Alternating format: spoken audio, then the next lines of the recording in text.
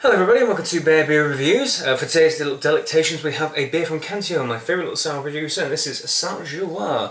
This is a bit of an interesting little beer here, because this is a 2-year-old lambic that has been aged in oak casks and then dry hopped in the cask as well, which is of course a bit of a novel technique really, not what you usually do with a lambic, because the aroma is pretty much quite sour and tart to be honest, and you age them so the hops will go off. This one picked up in Amsterdam, in Beer Koning, and it's bottled on 21st of March 2013, so it's just over a year, relatively fresh in terms of lambics at least.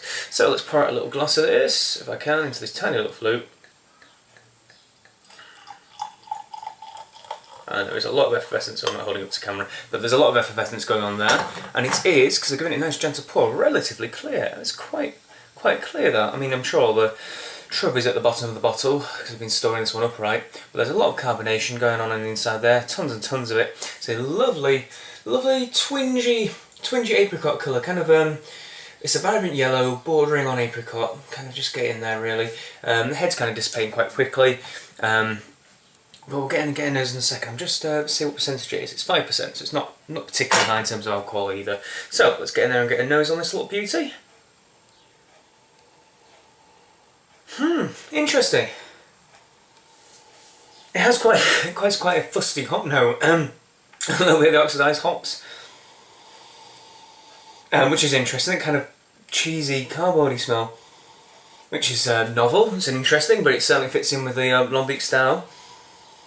I'm almost tempted to say it smells like weed as well, like dank hops, but marijuana. An extremely unusual aroma, that's for sure. And that's not forgetting that there is most certainly a barnyardy flavour. There is something funky and a bit, alternative fermented, shall we say, going on in the background. And a distinct little bit of tartness in the aroma too. But it does have this kind of slightly oxidised hop aroma. It's a bit unusual. I'm not entirely sure what to expect when we drink it, but hey, let's give it a try. Cheers!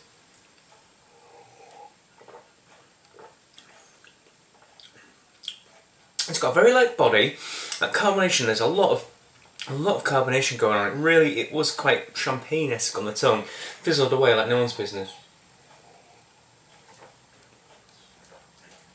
It's very tart on the palate. The entire inside the mouth is drying up like lemon rind. There's a little bit of a kind of barnyardy funk coming through with it as well.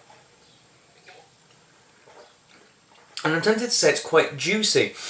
And there is just like a little, it's that little, it's not particularly, it could be that oxidised hop flavour, it's just this little hint of a bit of kind of juicy orange going on underneath it, but it's just a little bit of a rotten orange, which makes it sound terrible, but spontaneous fermentation is a weird and wonderful thing, that's for sure. Why do we drink a beer that's been left out to rot? Who knows, but I like them. It's definitely got a complex tone to it though.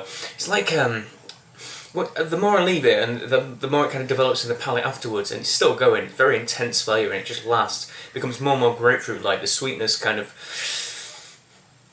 lacks off a bit, that twinge of orange turns decidedly more sour, shall we say. But I quite like this. It definitely has more complexity than standard goose, which I've just shared with some friends, so we thought we'd try the slightly more, a different one. This little fellow is a lot more dry and crisp and classic in flavours. If you watch the Where the Wild Beers Are video, the first video of that is the Cantillon Goose on keg, and I've also done another review of it. It's a lot more crisp in terms of flavour. This one's got more juice to it, a little bit more body, but that kind of fusty hop and weed aroma doesn't come through on the palate, which is quite disappointing. I was kind of interested to try a marijuana beer, although I do say about some hop bombs, it's definitely unusual. It's got a little bit of extra to it. I can see why it's a little bit more summit, why it's why they've called it something different.